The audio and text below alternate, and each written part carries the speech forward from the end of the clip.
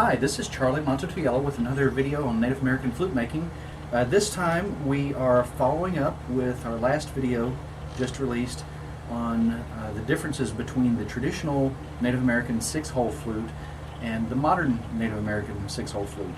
And the reason that I wanted to bring this up to you guys is I have actually in the past reproduced several museum pieces for lots of different peoples, from museums to just private collectors that needed something that looked exactly like something else, or even certain tribes that needed a reproduction piece for some nostalgic program. But in any case, as someone who has made multiple reproductions of anything, I've reproduced a great many items that some of them were kind of ancient and some were not necessarily so old, but I have done that. I've noticed that a lot of people may not understand what it requires to make it an actual authentic reproduction.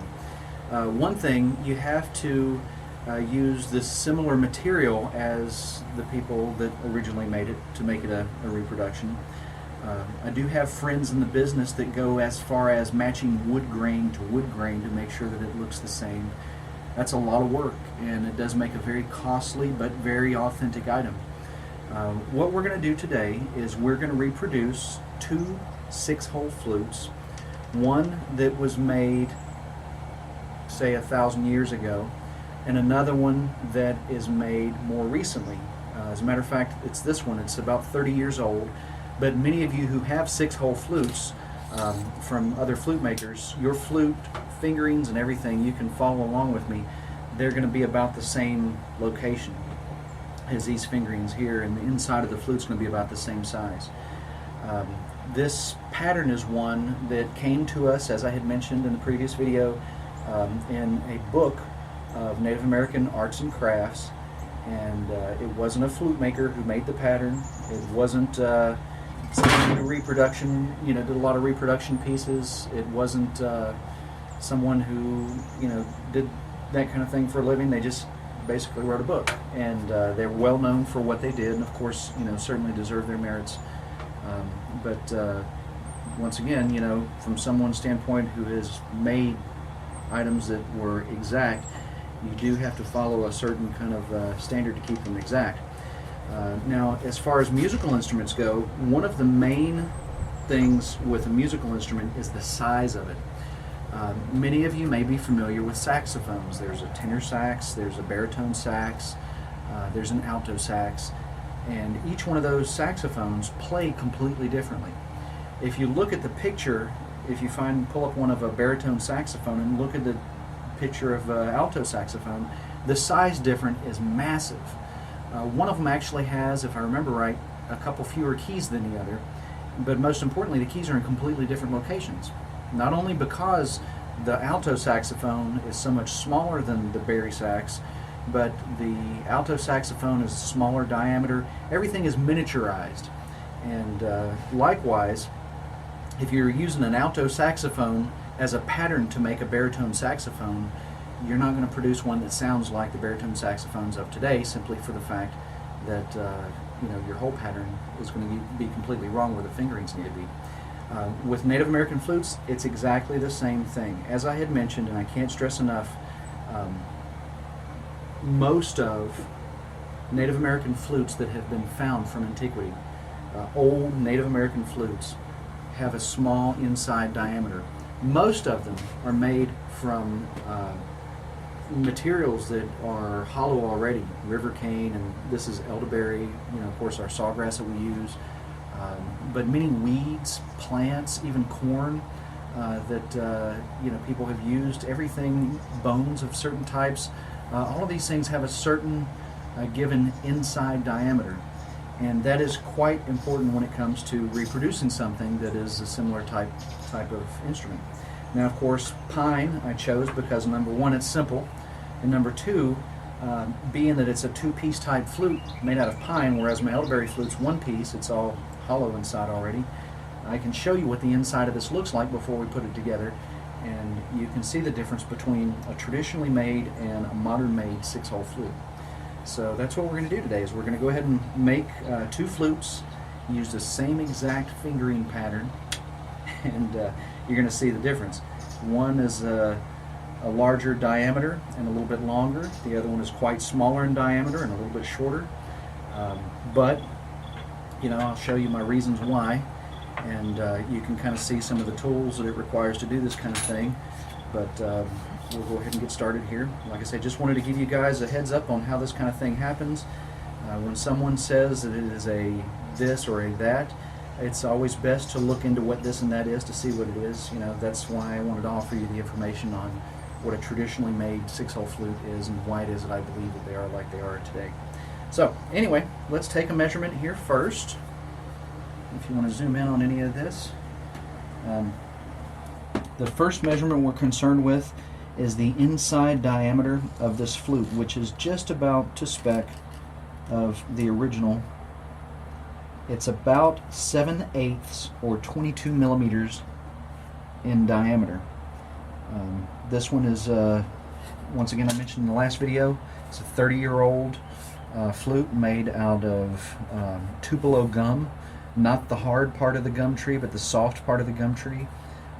Those of you who don't know, tupelo gum trees have an outside that's good for making wood duck carvings that float on water, and they make some excellent, I mean, there have been some tupelo canoes that have been made, but that stuff is super light. The heaviest thing, and I can feel it's kind of off balance because of the weight of this cedar block up here, but the flute itself maybe weighs about an ounce. But anyway, so we can use that for a basis.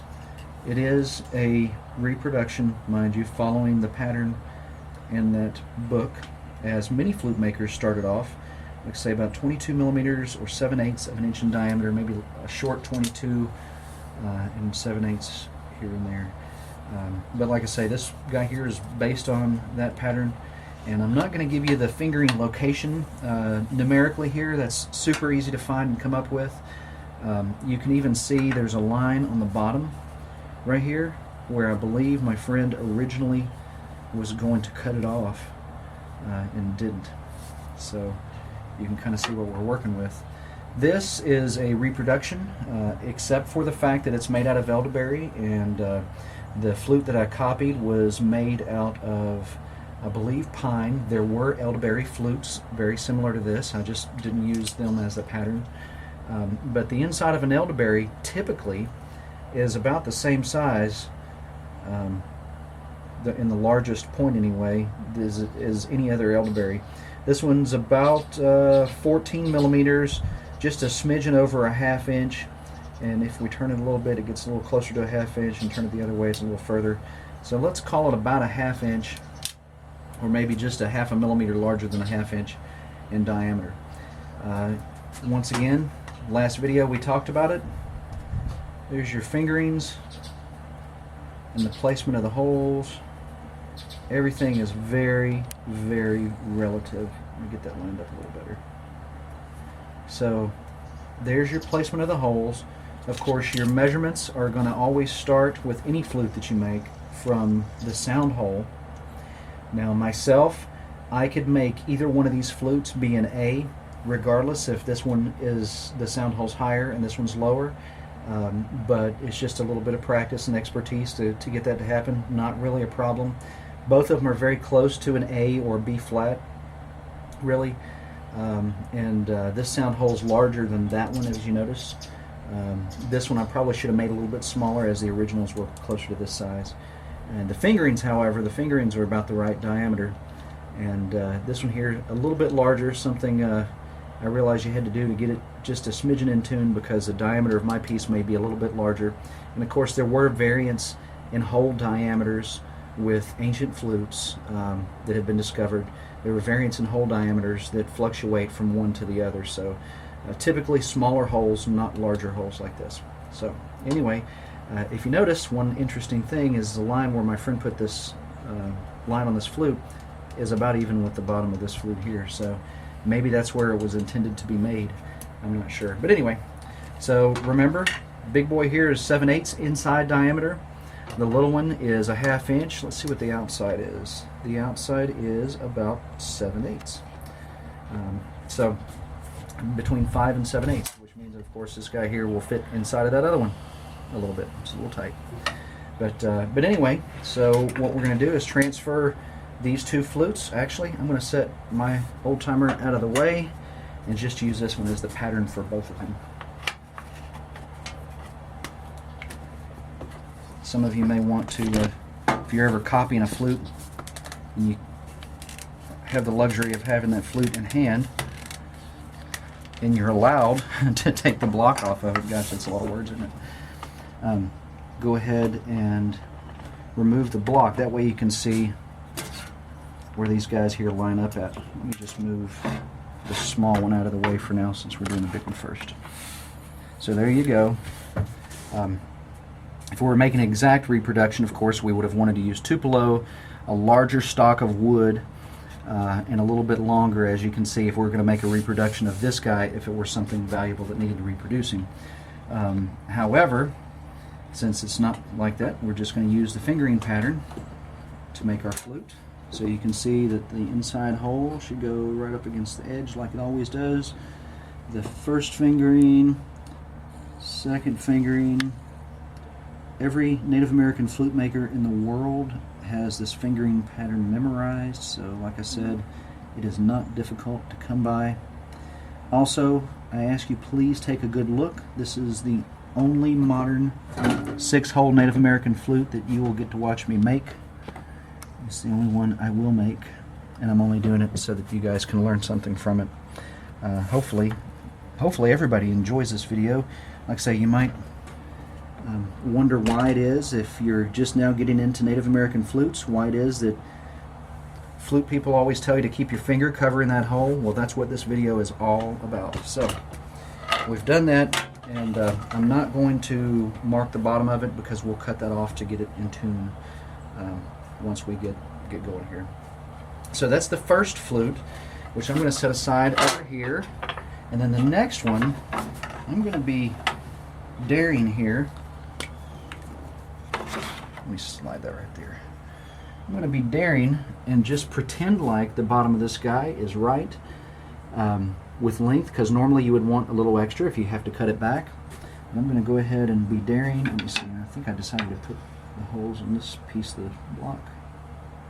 We're going to drill our first hole right up inside of there for the sound hole. And we're going to make our next, make sure it didn't slide. There we go. We're going to make our next fingering right here, about 4 inches or so, and then the next one, and the next one, and the next one, and so on. That was a little bit high. And then there. All these holes are about equidistant spacing for a lot of reasons. So we've got 2 flutes that we have marked. I'm going to go ahead and drill them and glue them so you can see what I'm doing here. Here are my router bits that I used. This is a 3/4 inch router bit that I used to make this guy, which, if you notice, there's a little bit more space in there than 3/4 because I ran it through twice to make it 7/8. One day we'll talk about that. This one is a 1/2 inch router bit. I probably should have measured that other one for you. This guy here cuts a 1/2 inch gouge out of a flute. And that's what we got going on right in there, is a 1/2 inch. It's a smidgen bigger, like I mentioned, about 14, so like 13.5 or something millimeters.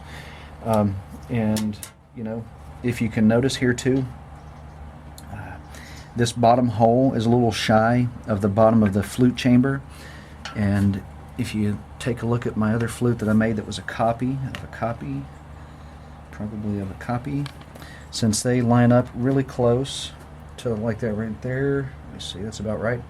We're just going to drill this out once we get it put together and sanded around. So there's that part. If you want to take a look with me over here, we're going to go ahead and drill these guys out. So many flutes, so little time. All you guys probably see my mess here. As you notice in every video, the mess changes. It's because we use this shop every day. But anyway, the first thing I'm going to do is go ahead and drill out the big boy.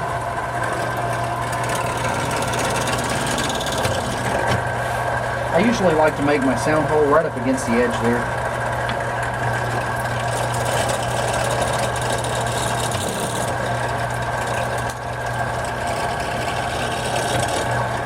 And drill all these guys out as close to exactly in the center as humanly possible.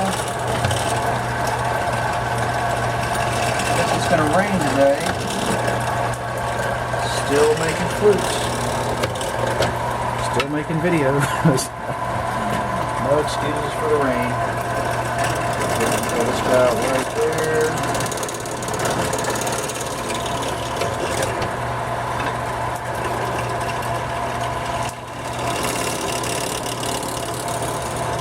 We may not even have to burn the holes out in this guy. They're really close to the right size and diameter, I believe.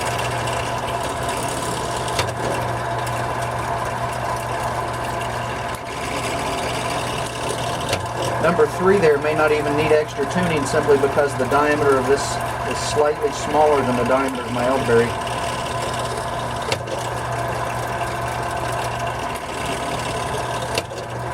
With anything, there's bound to be some fluctuation. Whether it be the flute I made, the flute someone else made, or ones that were made thousands of years ago. Okay, so we've got the holes drilled out. Like I said, as you see, they're really close to the same flute. The only difference is one's a little shorter, one's a little longer. And what we're going to do now is just glue these guys together. I'll go ahead and put the big one together first. And use the same glue on both of them, same gluing technique. Now it's easy to realize when you're making something to be able to say that it's similar to something else or to copy something, you have to copy it very, very well. Copy it as articulately as you possibly can.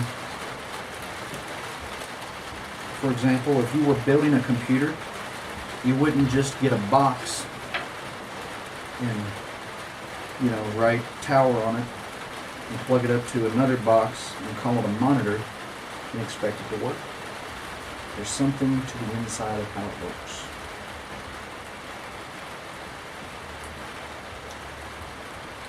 So for such a long time, while I'm working on this, I want to tell you, you didn't see it, I haven't offered 6-hole flutes on our website. I haven't offered them for sale in public but once in a while, only because I get the occasional person asking me, do you have 6-hole flutes? And I do get a few emails like that. Of course, I usually answer them pretty quickly about, I do make 6-hole flutes, but they're like this, not like that. Well, anyway, I hope you guys are enjoying this video. It's designed to answer the question, why do modern 6-hole flutes require you to keep your finger covered in the 3rd hole all the time? It took me years to figure out how to answer that question. I think I told you in the last video,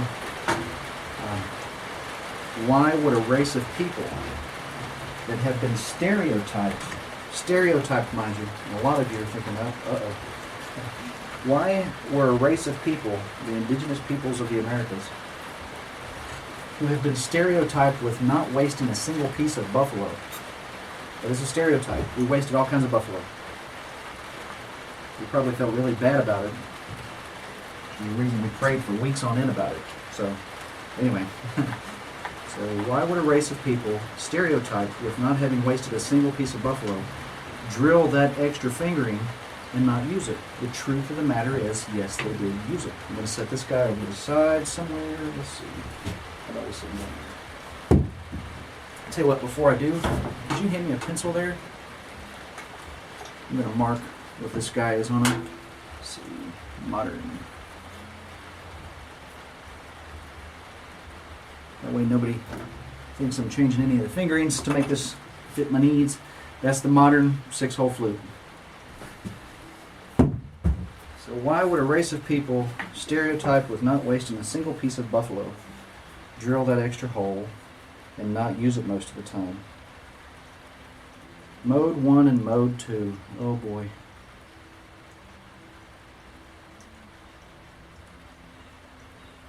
Notice there are a lot of Indian people making their canoes from Mode 1 and Mode 2. Mode 1 in the water, Mode 2 in the air. I have seen pictures of that. I'm not doubting the Mode 1 and Mode 2 philosophy. You can play all flutes chromatically. Every flute I have ever seen or made, you can play chromatically. So really, there's an indefinite amount of modes, or rather maybe a better said, an undefined amount of modes that you can play these flutes in. But mode 1, minor pentatonic, da da da da da da da. Then mode 2, different fingerings, minor pentatonic, da da da da da da da. I can do that on any flute. That 6th hole was simply in the wrong place, in my opinion. I give everybody the benefit of the doubt. I just hope you know, and please, for mercy's sake, don't stop making those. I'm not asking anybody to change what they've done. Historically, they're as important as those little cheap powwow whistles that are made in this country. Some of you might think, wow, that's bad. But they do have a point. They are historically a point in history, in our history, Native American culture. Those little powwow whistles are a place in our culture where it didn't matter what these things were like, or where they came from, or whatever. Slap some chicken feathers on them. I know, this is like Dark Side of Charlie, right? You heard Jessie laughing back there. She is cutting up right now. This is like my dark side here, coming out. Slap some chicken feathers on it, sell it to the kids of all people. The kids, our future. Anyway, long story short, making those other 6-hole flutes are important. They're a fine example of where some of us lost touch with our original culture. I'll give you an example. There are words in Cherokee today that weren't in Cherokee a couple of hundred years ago. Because, well, there's words in all indigenous languages, like the words for airplane and stuff like that. But there are words in Cherokee that are indigenous words that are from other tribes. And there's, we're not the only people that have that kind of thing going on. But there's a lot of those words that develop after you meet another culture or lose some significant part of yours or something. And in the case of these 6-hole flutes, they were handed down for a while, but of course, most of our best references of these flutes are historically discovered ancient flutes, and using those for a pattern just seems logical, rather than using something for a pattern that is either confusing or gives question. I think I mentioned also in the last video, and I keep saying this, I don't watch my videos over and over again. Usually we're trying to make new ones and come up with new ideas. But I think I mentioned in the last video that,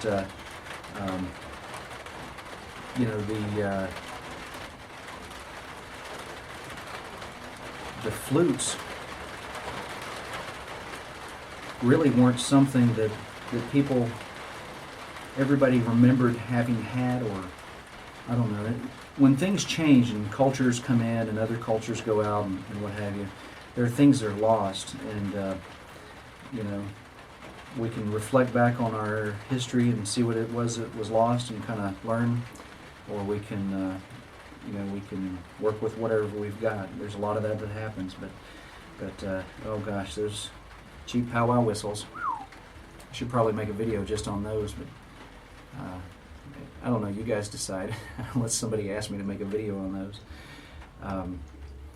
But anyway, like I say, so this is going to be drying for a little while. We're going to come back tomorrow and round both of these flutes off and make them play and see what they sound like, and see how the flutes play and see what kind of sense it makes of each of them. Hopefully they make sense, and it's something that you enjoy. Like I say, once again, don't stop making your other 6-hole flutes if you're so used to making them that you have to keep your finger arbitrarily covering that hole most of the time, or this hole if you're playing it on the second mode.